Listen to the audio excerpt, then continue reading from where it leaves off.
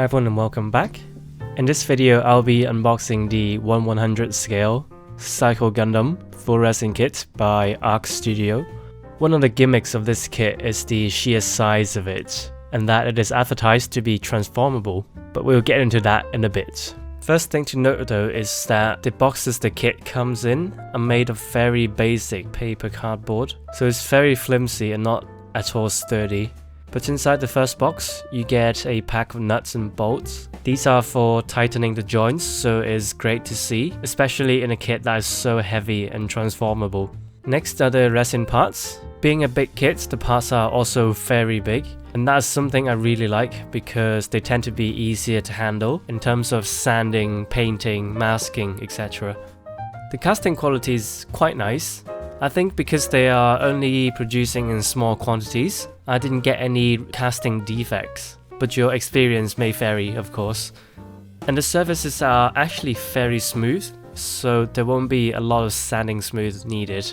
But if you didn't know what this kit is, it is from the Zeta Gundam series, and its size is basically double of the height, length, and width of the Gundam Mark II. So in 1/100th scale, it is more or less the same size as a mega size RX-78-2, or about 45 centimeters in height. A fun fact is, this design was a contender for the Gundam Mark II design, but ultimately the one that we know of now obviously won in the end, and this design became the antagonist suit instead.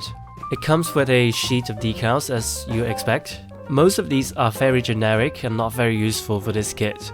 For example, some like Zeong and Neo Zeong logos.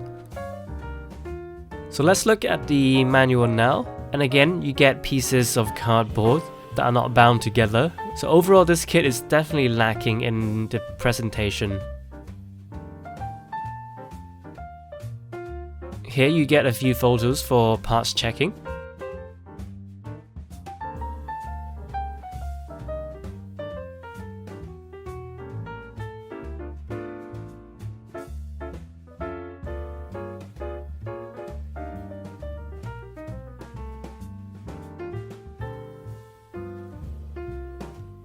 After that you have the assembly instructions, and as you can see, this is one of those exploded view instructions with no separation in steps. Although you can still work out the steps yourself, it's definitely preferable to have more steps so it's easier to follow. For example, in order to assemble the legs, you actually need to assemble from the feet up to top, not the other way around as the manual is suggesting.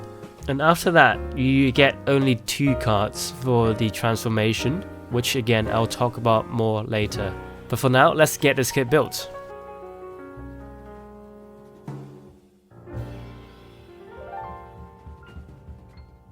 So whilst trying to assemble the kit, I realized a lot of the parts don't have connections or don't have enough friction.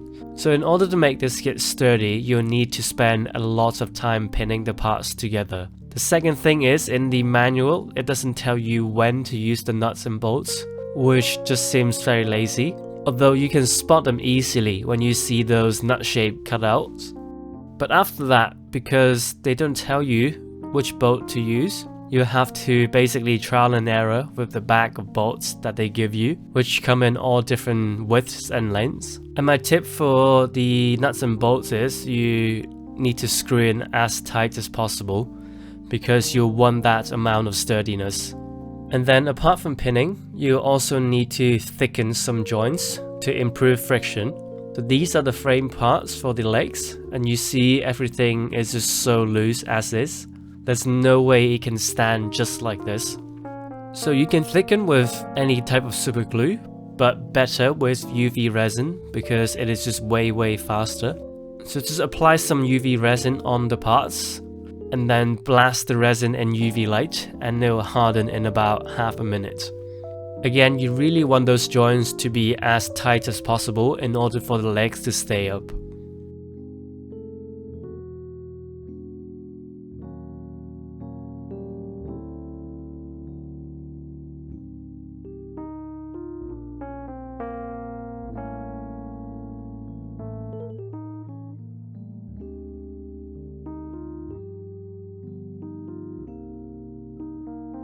But apart from that, the assembly itself is pretty nice. The arms here were pretty pleasant to put together, simply because there aren't a lot of heavy parts in here, so you don't really have to pin a lot, with the exception of the two halves of the forearms, as again they don't have any connection points. And here is how the kit looks, more or less with all the parts. And it looks really great. It has just the right amount of details to me, staying true to the original proportions and shapes, while still having a lot of mechanical details. But the negatives for this kit are, again, the amount of fixes you have to do to make it stand, and the lacking of care and quality in the manual and packaging. For example, I had no idea what those small parts are next to the V-fins in the manual, and I spent a long time trying to find them in the parts check photos. But turns out they are actually magnets, and they're there for the fins to be movable for the transformation. And the same goes with the transformation instruction, as you get a grand total of 2 pages, and they are pretty much as vague as they can be. You know, it really reminds me of that, like how to draw an owl meme.